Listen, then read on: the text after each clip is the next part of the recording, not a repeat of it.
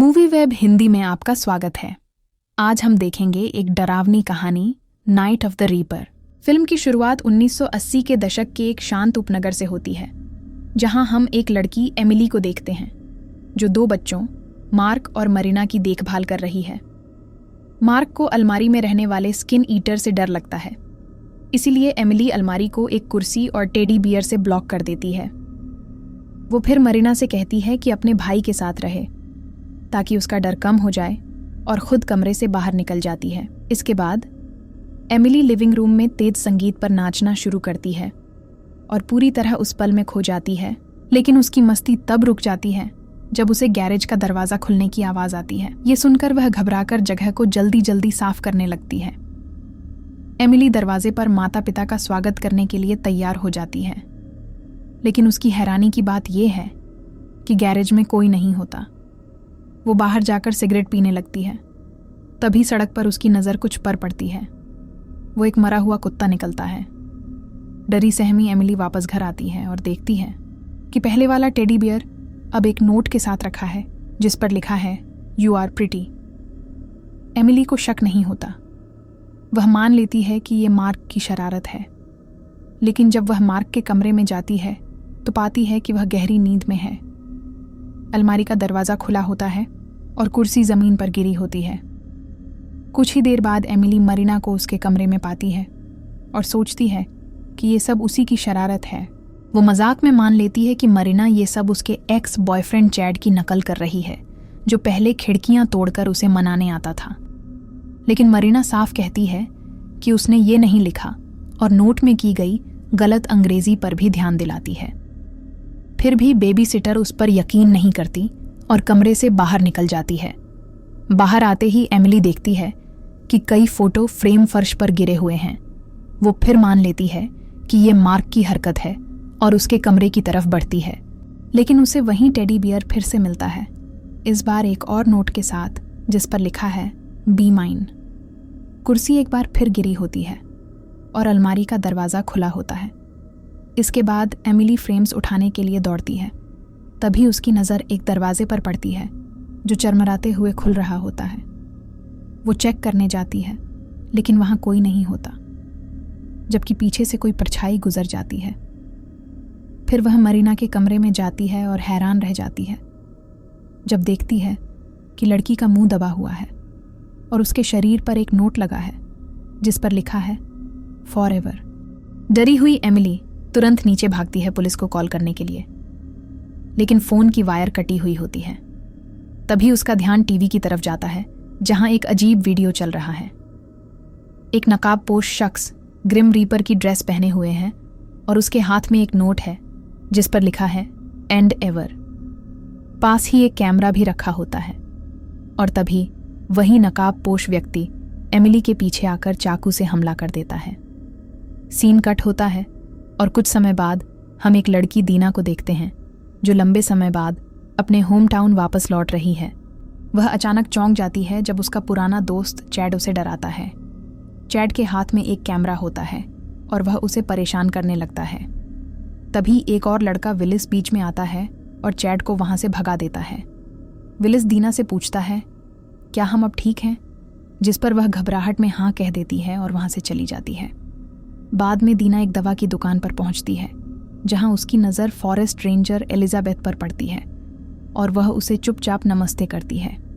वह अपने पिता की दवाइयां लेती है और स्टोर से बाहर निकल जाती है। उधर हम शहर के शेरिफ अर्नोल्ड से मिलते हैं, जिसे अपने दरवाजे पर रखा एक पैकेज मिलता है। वह बॉक्स को अंदर ले जाता है और खोलता है, जहां से एक रिमोट निकलता है। उसे देखते ही उसकी बेचैनी और डर बढ़ जाता है। इसके बाद दीना अपनी दोस्त हैटी से मिलने पहुंचती है और दोनों एक दूसरे को इतने समय बाद देखकर बेहद खुश हो जाती हैं। वे कॉफ़ी पीते हुए बातें करती हैं और मौज मस्ती की प्लानिंग करती हैं। हालांकि हैटी बताती है कि आज रात वह व्यस्त है, क्योंकि उसे शेरिफ अर्नोल्ड के बेटे की देखभाल करनी है। पता चलता है कि शेरिफ की पत्नी कुछ समय पहले गुजर चुकी है। इस पर हैटी मजाक में कहती है कि वह उस आदमी की जिंदगी की खाली जगह भरना चाहती है और उससे शादी करने का इरादा रखती है। उधर हम अर्नोल्ड और उसके साथी बुच को एक घर के सामने पहुंचते हुए देखते हैं, जहां पहले कुछ भयानक हुआ था और अब वो घर बिक्री के लिए है। यहीं पर अर्नोल्ड बुच को वह रिमोट देता है जो उसे मिला था। जैसे ही बुच बटन दबाता है, गैरेज का दरवाज़ा खुल जाता है। अर्नोल्ड बताता है कि यह गैरेज रिमोट उसे सुबह ही अपने दरवाजे पर मिला था। इसी दौरान दीना अपने घर लौटती है, जहां उसकी माँ उसे प्यार से गले लगाती है। फिर दीना अपने पिता के पास जाती है और कॉलेज के बारे में बताती है, लेकिन उसके पिता सुनने से बैठे रहते हैं और किसी भी बात पर प्रतिक्रिया नहीं देते। बाद में माँ उदास दीना को समझाती है कि उसके पापा उस पर गर्व करते हैं। वो यह भी बताती है कि हैटी ने पहले फ़ोन किया था और कहा कि कोई इमरजेंसी हो गई है।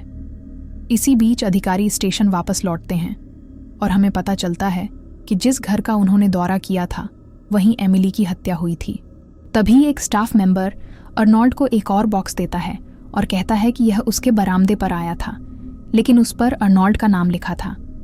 अधिकारी पैकेज खोलते हैं और उसमें से एक कैसेट निकलती है जिस पर लिखा है night of the reaper. Way cassette चलाते हैं और देखते हैं कि एक नौजवान जंगल में कैंपिंग कर रहा है।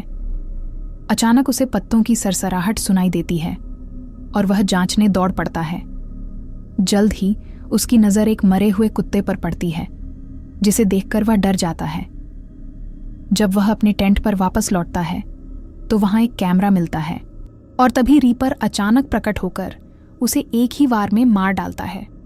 यह देखकर अफसर सहम जाते हैं। अर्नोल्ड कहता है कि वह लड़का कॉनर डेविस है, जिसे 2 साल पहले क्रीक के पास मृत पाया गया था। हालांकि अधिकारियों ने उस मौत को एक हादसा घोषित कर दिया था। अर्नोल्ड खुलासा करता है कि उसने कभी इस पर यकीन नहीं किया और हमेशा उसे शक रहा। उधर दीना हैटी को कॉल करती है। हैटी बताती है कि उसकी तबीयत बहुत खराब है और वह दीना से गुजारिश करती है कि आज रात शेरिफ के बच्चे की देखभाल वह कर ले। पहले तो दीना हिचकिचाती है, लेकिन हैटी की बार बार की मिन्नतों पर आखिरकार मान जाती है। इसी बीच अर्नोल्ड और बुच गाड़ी चला रहे होते हैं जब वे सड़क पर एलिजाबेथ को देखते हैं। वह एक मरे हुए कुत्ते की जांच कर रही होती है और समझाती है कि शायद उसे गाड़ी ने कुचल दिया है। वह यह भी कहती है कि इस महीने यह 4था या 5वां मामला है।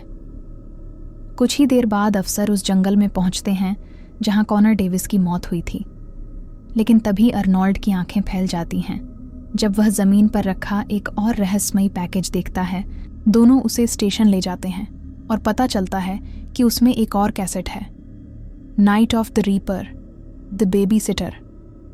जैसे ही वे टेप चलाते हैं उनके होश उड़ जाते हैं, क्योंकि उसमें एमिली की मौत से पहले की फुटेज दिखाई देती है। वे सुराग ढूंढने के लिए उसे बार बार देखते हैं और जल्दी वहां खड़ी एक वैन पर नजर जाती है। चौंकाने वाली बात यह है कि वह वैन चैड की निकलती है। उधर दीना आखिरकार शेरिफ के घर पहुंचती है, जो जंगल के बीचों बीच एक सुनसान जगह पर बना होता है। वहां उसकी मुलाकात अर्नोल्ड के छोटे बेटे मैक्स से होती है और दोनों एक दूसरे से परिचय करते हैं। इसी दौरान अफसर चैड को पूछताछ के लिए लाते हैं और उसका कैमरा भी जब्त कर लेते हैं। चैड जिद्दी होकर सहयोग करने से इनकार करता है, अपने संवैधानिक अधिकारों का हवाला देता है और यहाँ तक कि वकील की भी मांग करता है। लेकिन अर्नोल्ड उस पर स्नफ फिल्में बनाने का आरोप लगाता है और कहता है कि वह एमिली की हत्या में शामिल है। ये सुनकर चैड सन्न रह जाता है। इधर दीना मैक्स से कहती है कि अगर वह उसे घर का दौरा कराए तो बदले में उसे ट्रीट मिलेगी। लड़का उत्साहित होकर मान जाता है और घर दिखाना शुरू करता है। जल्द ही दोनों बेसमेंट में पहुंचते हैं, जहां दीना को मैक्स की दिवंगत मां का सामान रखा हुआ एक बॉक्स मिलता है।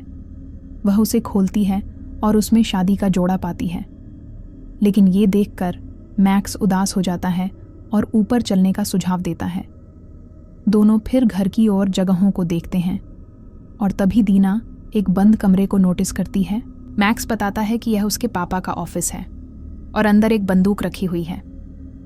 फिर दीना को उसकी मां की एक तस्वीर नजर आती है, जो एक कार दुर्घटना में मारी गई थी। मैक्स खुलासा करता है कि वह और उसके पापा दोनों उसे बहुत याद करते हैं। थोड़ी देर बाद दीना को अर्नोल्ड का फ़ोन आता है, जो पूछता है कि सब ठीक है या नहीं। दीना हाँ कहकर उसे आश्वस्त करती है। फ़ोन रखने के बाद अर्नोल्ड दोबारा चैट से पूछताछ शुरू करता है। लेकिन इस बार भी चैट बिल्कुल नहीं डरता और यहाँ तक कि उन पर मुकदमा करने की धमकी देता है। तभी अर्नोल्ड उसका दोस्त विलिस का जिक्र छेड़ता है। अर्नोल्ड सुझाव देता है कि विलिस भी इस मामले में साथी हो सकता है, लेकिन चैट कहता है कि उसने भी कुछ गलत नहीं किया है। अर्नोल्ड इस पर यकीन नहीं करता और बुच से कहता है कि विलिस को बुलाओ, लेकिन विलिस जिद करता है कि वे बिना पर्याप्त सबूत के बेवजह कार्रवाई नहीं कर सकते। ये सुनकर अर्नोल्ड और गुस्से में आ जाता है और घोषणा करता है कि वह खुद जाकर विलिस को ढूंढेगा। इधर घर में मैक्स की सोने का समय हो जाता है। दीना उसे बिस्तर पर सुलाती है और नीचे उतरती है। वह विस्की की एक बोतल से घूंट लेती है और खाने की तलाश करती है। तभी अचानक उसे बाहर किसी कुत्ते की चीख सुनाई देती है। दीना फ्लैशलाइट लेकर बाहर जाती है और कुत्ते के पास पहुंचती है, जो अब पूरी तरह से मृत होता है। तभी उसके पीछे का दरवाजा हिलने लगता है। डरी हुई दीना जल्दी से अंदर भागती है और दरवाजा लॉक कर देती है और फिर राहत की सांस लेती है। बाद में दीना एनिमल कंट्रोल को मृत कुत्ते की रिपोर्ट करने के लिए कॉल करती है और ऑपरेटर आश्वस्त करता है कि वे सुबह इसे उठाने आएंगे। इधर अर्नोल्ड विलिस के खाली अपार्टमेंट में घुसता है और ध्यान से जांच शुरू करता है। टीवी पर सिर्फ स्टैटिक दिख रही होती है और एक कुत्ते का कॉलर उसकी नज़र में आता है, जिससे उसका शक और बढ़ जाता है। इधर दीना अकेली और डर गई महसूस करती है, इसीलिए वह हैटी को कॉल करती है और दोनों बातचीत करने लगती हैं। लेकिन तभी वह ऊपर एक जोर की धड़कन सुनती है और पूछती है कि क्या यह मैक्स है, लेकिन कोई जवाब नहीं आता। तभी हैटी अपनी डोरबेल बजने की आवाज़ सुनती है और कॉल बीच में ही काट देती है, जबकि दीना उसे रोकने की बार बार गुजारिश करती है। दीना का डर और बढ़ जाता है क्योंकि वह घर में किसी के कदमों की आवाज़ सुनती है और नोटिस करती है कि किसी ने बेसमेंट का दरवाज़ा खोल दिया है। इधर अर्नोल्ड को किसी कमरे से संगीत की आवाज़ सुनाई देती है और वह यह देखने वहां जाता है कि क्या हो रहा है, लेकिन वह हैरान रह जाता है जब उसे वही टेप मिलता है जिसका शीर्षक है नाइट ऑफ द रीपर। दीना दूसरी ओर सावधानी से बेसमेंट की तरफ बढ़ती है और कॉल करके पूछती है कि क्या कोई उसके साथ मजाक कर रहा है। और फिर जब वह लाइट ऑन करती है, इधर विलिस अपने अपार्टमेंट लौटता है, लेकिन अर्नोल्ड तुरंत उस पर पिस्तौल तान देता है और उसे हत्यारे के रूप में गिरफ्तार कर लेता है। दीना दूसरी ओर हल्ला करते हुए हैटी को कॉल करने की कोशिश करती है, लेकिन हैटी फोन नहीं उठाती। वह मैक्स के कमरे की तरफ जाती है और उसे आरोपित करने लगती है कि वह उसके साथ मजाक कर रहा है, लेकिन मैक्स शांति से सो रहा होता है। दीना फिर एक जोर की धड़कन सुनती है और जैसे ही वह जांच करने दौड़ती है, वह मैक्स की मां की तस्वीर देखती है, जिस पर अब उसके हादसे के बारे में एक समाचार लेख चिपका हुआ होता है। लड़की लिविंग रूम की तरफ भागती है। तभी ऊपर से ग्लास टूटने की आवाज़ सुनाई देती है। वह जल्दी से चेक करने जाती है और समझती है कि आवाज़ अर्नोल्ड के ऑफिस से आई थी। स्टेशन में अर्नोल्ड एक पिटे हुए विलिस को लेकर आता है। इसके बाद चैड को आखिरकार रिहा कर दिया जाता है और वह इस दृश्य को देखकर हैरान रह जाता है कि उसका दोस्त इतनी बुरी तरह गिरफ्तार किया गया है। अर्नोल्ड फिर खुद को एक कमरे में लॉक कर लेता है और वह टेप चलाता है जो उसे विलिस के घर मिला था। सॉक्स में पता चलता है कि यह फुटेज उस व्यक्ति की है जो रीपर द्वारा ध्यान भटकने के बाद पेड़ को मारते हुए देखा गया था। यह अर्नोल्ड की दिवंगत पत्नी निकली, जो पहले अभी भी जिंदा थी, लेकिन रीपर बेरहमी से उसकी अर्नोल्ड की पत्नी सर पर कई बार वार करता है जब तक कि वह सचमुच मर नहीं जाती। यह अर्नोल्ड को पूरी तरह तोड़ देता है और उसे भारी धूक और गुस्से में भर देता है। उधर दीना अर्नोल्ड के घर के ऑफिस में प्रवेश करती है और नोटिस करती है कि खिड़की टूट चुकी है। उसका ध्यान एक बोर्ड की तरफ जाता है जो अर्नोल्ड द्वारा हत्यारे पर की जा रही विस्तृत जांच को दिखाता है। अचानक वह तेज धमाके और कदमों की आवाज सुनती है, जिससे वह तुरंत 911 को कॉल करती है। स्टेशन में अर्नोल्ड इंट्रोगेशन रूम में प्रवेश करता है और बूच से बाहर जाने के लिए कहता है। जैसे ही वे अकेले होते हैं, अर्नोल्ड आक्रामक रूप से पूछता है कि विलिस के पास उसकी पत्नी की फुटेज क्यों थी। डरा हुआ लड़का खुलासा करता है कि उसे यह केवल अर्नोल्ड को देने के लिए कहा गया था। शेरिफ गुस्से में पूछता है कि किसने उसे यह सौंपा। तभी बुच कहता है कि उनके पास कोई इमरजेंसी है। उधर रीपर कैमर और चाकू के साथ मैक्स के कमरे की तरफ धीरे धीरे बढ़ता है, जबकि अफसर किसी जगह की तरफ भागते हुए दिखाई देते हैं। रीपर जल्दी ही दीना को दूसरी कमरे में 911 ऑपरेटर के साथ बात करते हुए सुनता है और आवाज़ के पीछे चलता है। लेकिन एक चौंकाने वाले ट्विस्ट में पता चलता है कि आवाज़ सिर्फ एक टेप रिकॉर्डर से आ रही थी। इसी समय पुलिस एक ड्रग स्टोर पहुंचती है और एक बैग खोलती है, लेकिन उसके अंदर कुछ नहीं मिलता। वे जल्दी से अर्नोल्ड को अपडेट देने के लिए कॉल करते हैं और पता चलता है कि किसी ने अनाम रूप से रिपोर्ट की थी कि बैग में बम रखा गया है। उधर घर में रीपर टेप प्लेयर को पकड़ लेता है। तभी दीना ने कातिल पर टेजर से हमला कर दिया और उसके चेहरे पर एक तीव्र मुस्कान फैल गई। कुछ समय बाद रीपर एक कुर्सी में जागता है और उसके सामने एमिली की मौत की फुटेज चलती है। दीना जल्दी फुटेज में दिखाई देती है, मास्क पहने हुए, और रीपर से कहती है कि वह जानती है कि वे कौन हैं, उन्होंने क्या किया है और आज रात क्या करने वाले हैं। वह बताती हैं। रीपर के घर की खोज करते समय उसे टेप्स का एक छुपा हुआ संग्रह और एक जर्नल मिला जिसमें हैटी और मैक्स को मारने की एक विकृत योजना का विवरण था। तभी रीपर मास्क हटाता है और एक चौंकाने वाले ट्विस्ट में पता चलता है कि वह एलिजाबेथ है। दीना फिर खुलासा करती है कि वह इसे लंबे समय से प्लान कर रही थी। हमें पता चलता है कि उसने जानबूझकर हैटी की कॉफ़ी में दवाएं और डाल दी थीं ताकि वह बीमार हो जाए और आज रात बेबी सिटिंग न कर सके। इसके बाद उसने मैक्स के ड्रिंक में नींद की गोलियां मिलाईं और विलिस से कहा कि उसे उसकी सुरक्षा के लिए दूर ले जाए। विलिस ने मैक्स को हैटी के घर ले जाया। हमें यह भी पता चलता है कि दीना ने आज सुबह अपना बैग ड्रग स्टोर में छोड़ दिया था। उसने फिर 911 को कॉल करके एक संदिग्ध बैग की रिपोर्ट दी जिसे उसने बम हो सकता समझा। दीना ने यह सब इसलिए किया ताकि पुलिस का ध्यान बंटा रहे और कोई भी एलिजाबेथ की मदद के लिए ना आ सके। यह सब सुनकर एलिजाबेथ चौंक जाती है और स्तब्ध अवस्था में कमरे से बाहर निकलती है। वह बेताब होकर रसोई में चाकू खोजती है, लेकिन कुछ नहीं पाती। फिर उसकी नज़र फ्रिज पर अपनी शिकार की तस्वीर पर पड़ती है जिसके साथ एक डरावना संदेश लिखा होता है, I came to watch you die Elizabeth.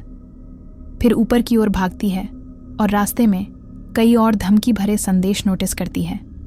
वह जल्दी ही एक वाकी टॉकी पाती है जिसके माध्यम से दीना संवाद करती है और उसे बताती है कि वे सभी उसका इंतज़ार कर रहे हैं। इधर स्टेशन में अर्नोल्ड को यह जानकारी मिलती है कि बैग किसने छोड़ा, जिससे वह स्तब्ध रह जाता है। वापस घर में एलिजाबेथ बेता होकर दीना को ढूंढती है जो वाकी टॉकी के माध्यम से उसे बेरहमी से ताना मारती और धमकी देती है। अंततः एलिजाबेथ दीना को बाहर देख पाती है जो अब फ्लैशलाइट से उसे संकेत कर रही होती है। दीना का चेहरा रीपर की तरह पेंट किया हुआ होता है। गुस्साई हुई एलिजाबेथ जंगल में दौड़ पड़ती है, लेकिन उसे कई डरावने पुतलों का सामना करना पड़ता है जो रीपर की पोशाक में है। और तभी जब वह ध्यान भटका होती है, एक चौंकाने वाला रहस्य सामने आता है। दीना कोई और नहीं बल्कि एमिली की बड़ी बहन होती है जो एलिजाबेथ की शिकार थी।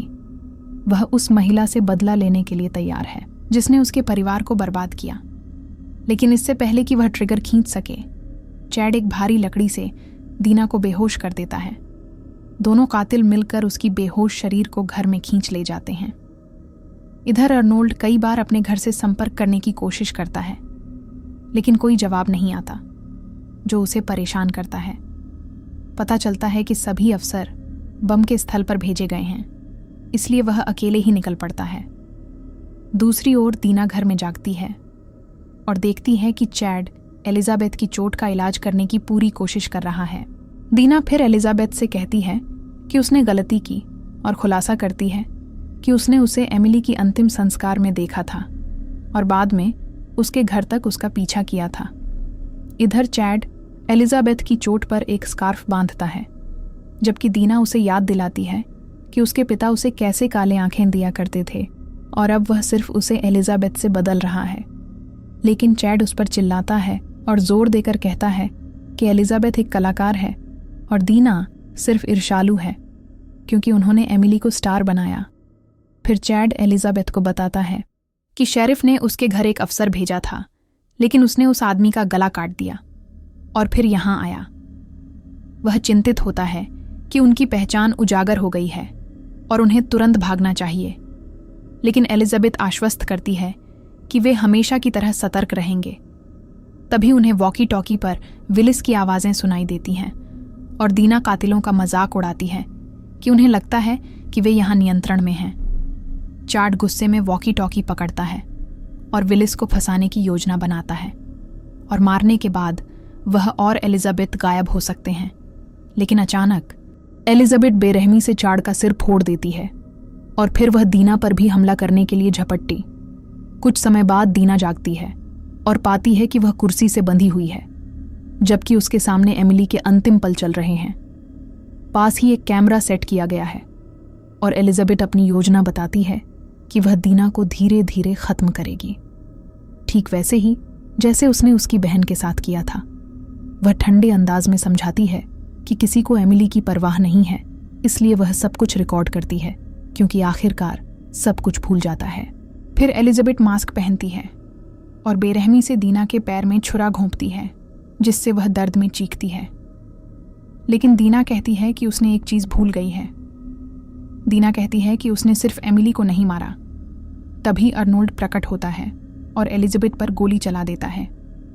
वह अपने बेटे की चिंता करता है, लेकिन दीना उसे आश्वस्त करती है कि वह सुरक्षित स्थान पर है। इसके बाद अर्नोल्ड ये देखकर हैरान रह जाता है कि रीपर कोई और नहीं बल्कि एलिजाबेथ है।